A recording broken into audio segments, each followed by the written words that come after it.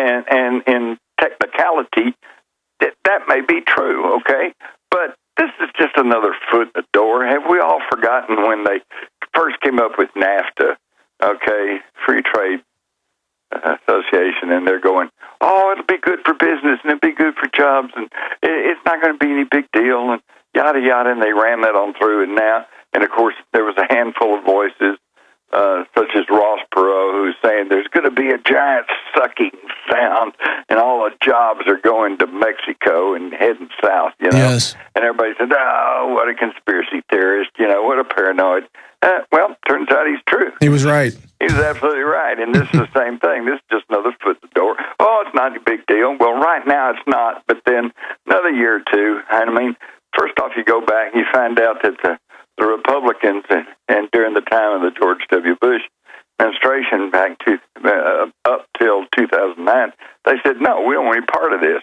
This is infringing on our sovereignty, and that it will eventually, emasculate the Second Amendment.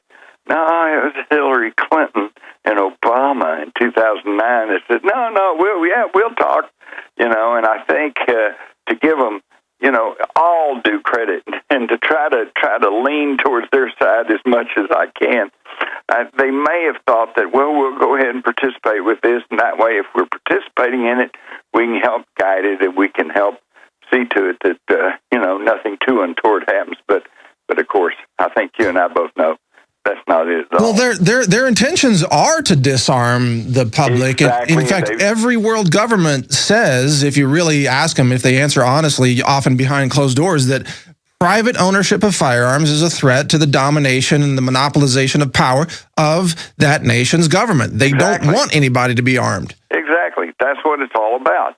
And in fact, this is now the biggest stumbling block to the plan for a new world order, is the fact that so many Americans have guns. But I'll tell you something. Here's what's really dark about all this, is that what it's going to lead to is violence. And it's going to lead to perhaps even civil war.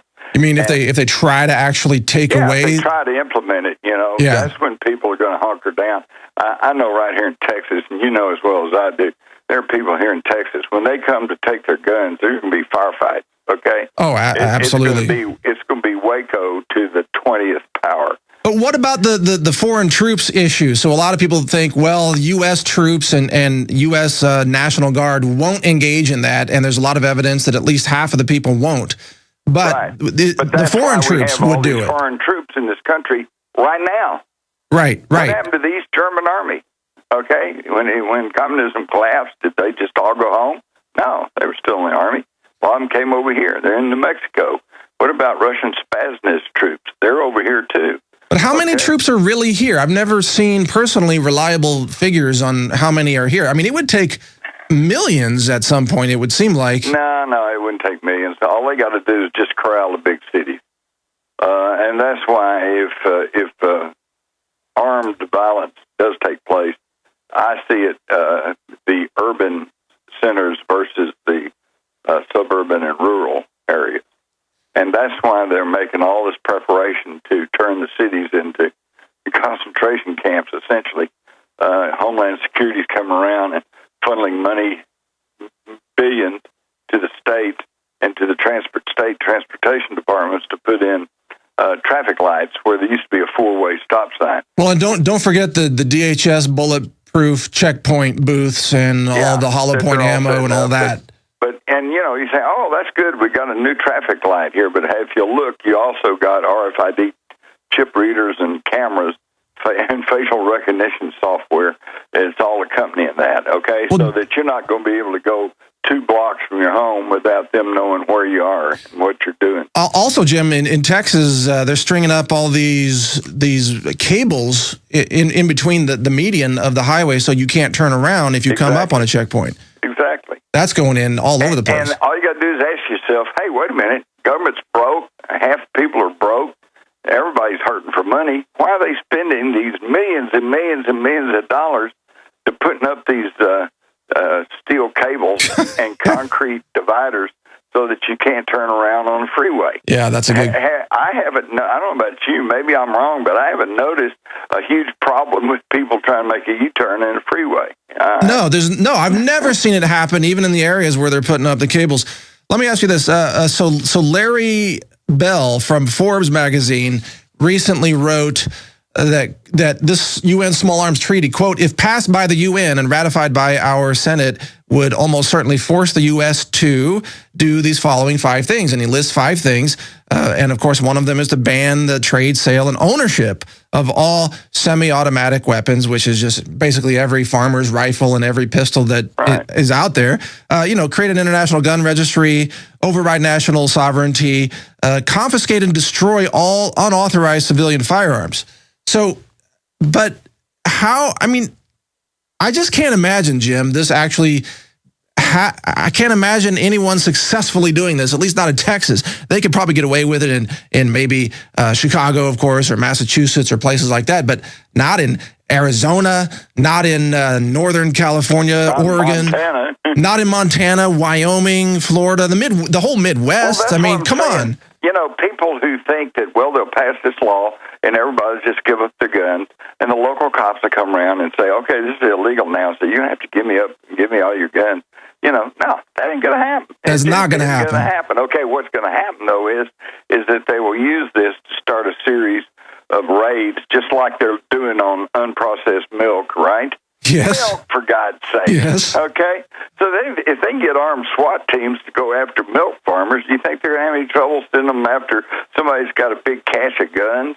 All right, and of course, the people go, oh, well, that's terrible, but, I don't have, all I've got is a hunting rifle and a self-protection pistol. They won't come after me. But when they start doing this, then, like you said, people in the states you mentioned, they're going to start buckling down. They're going to go, no, and I mean no, and there's going to be gunfights, and then there's going to be civil unrest. But that's what they want. That's what Alex always explains. Right, they want that. Then they can declare martial law, and all bets are off. And then they can say it's the gun owners who are the terrorists. It's the gun owners who shot the police or the sheriff or whoever it was. Oh, they shot Trayvon. Oh, my God. So take up everybody's gun. But, and what they never point out is that Trayvon Martin, that story, that went all over the country. It's still being covered. And it just went on and on and on and on. And yet, since the first of the year, there have been thousands of people who have saved themselves and their property because they had a gun and they fought off a robber or an attacker. Oh, absolutely. But you never hear those stories. No, and I can tell you from being in Central Texas and talking to ranchers and interviewing ranchers, a rifle is a tool on a ranch. Absolutely. It's not a weapon. It is a tool. You can't raise chickens. You can't raise livestock without a rifle to protect them from predators. And then there's the whole property theft issue. A lot of ranches, they get equipment stolen. Tractors, big equipment. And they need a rifle, they need a pistol, they need a shotgun as a tool of farming. If they give those things up, Jim, they're out of business. Their herds and flocks will be eaten by predators. Exactly, and you're talking to the choir here because I live out in the country. Yeah, I know. Okay, and a rifle is as necessary as a shovel. Absolutely. Okay, and the thing is, you can kill somebody with a shovel, can't you? Yeah, I suppose you could. Well, let's outlaw shovels then. It's how stupid this whole thing is. It's just insane. And the thing is, the framers of the Constitution and the Bill of Rights, they truly understood all this. That's why the Second Amendment has really nothing to do with hunting or sports shooting or target plunking. It has everything to do. All you got to do is read the Federalist Papers, read the thoughts letters of those guys who framed the Constitution, and they said it is the right and the duty of the public to be armed so that they could resist a tyrannical government. Right? Exactly. But here's the thing I don't get. I want to ask you this. How on earth would anybody in the U.S. government go along with the UN telling us what to do on this? But I know the answer. For example, the World Trade Organization just banned the labeling of the country of origin for meat products in U.S. grocery stores. How did they do that? That's not a U.S. That's it. action. See, you say, how in the world did they do that? Listen, I've been at it long enough that 40 years ago, I would have bet you good money that about half the laws and half the policies and half the things we're doing today could not be done. And yet it's being done because people have been dumbed down. People have been cowed, and they've been distracted by mass media. And they, in fact, and without getting too paranoid, there's even high-tech gadgetry, the HARP systems, the Gwyn towers. Oh, yeah. Well, we were just... They are actually using advanced technology to mess with our heads. We were just talking about drones in the last segment, Jim. Will you stay with us for one more segment? I have more questions for you. And this is happening, folks. Drone crash in Maryland. All right, we'll talk about that. Stay with us right here on the Alex Jones Show. We'll be right back with Jim Marrs and much more straight ahead.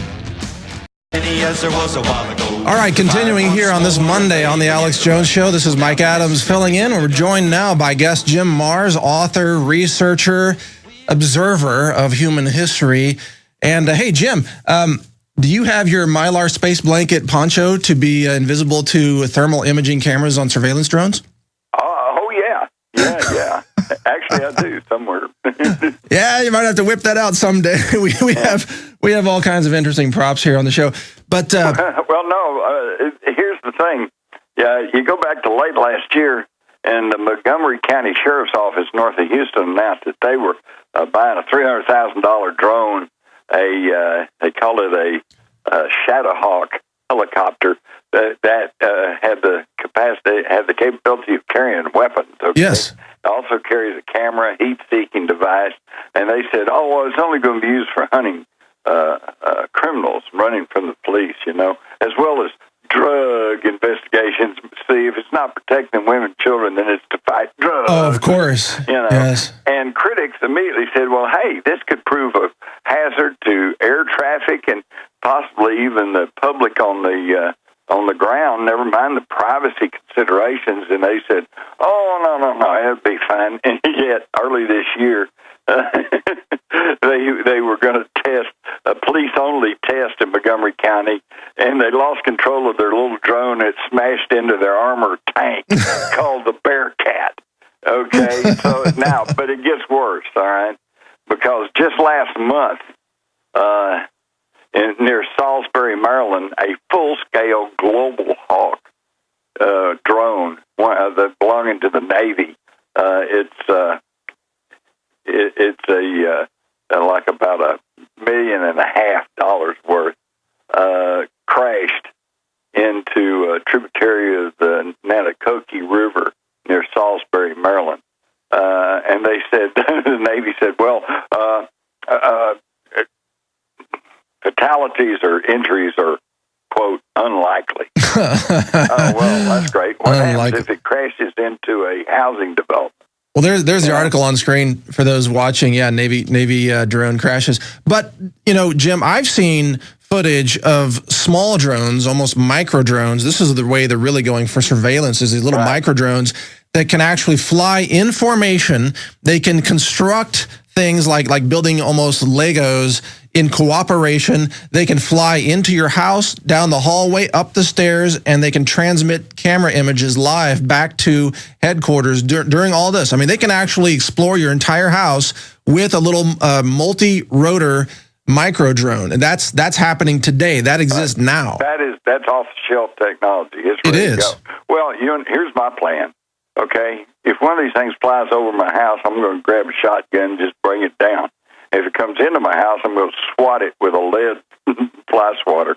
And when they come and get upset about it, I'm going to say, "Well, I thought it was something, one of them Arabs, one of them terrorists. I think they're saying, hey, good Americans, we'd never spy on each other, would we? It's got to be an enemy device." So I just thought I was being patriotic, and I took it out. There you go. Well, I mentioned, one of the countermeasures is going to be what I call drone-seeking drones, where civilians can build drones that are designed to fly at high speed into the other drone and thereby bring them both down. Jim, we're almost out of time.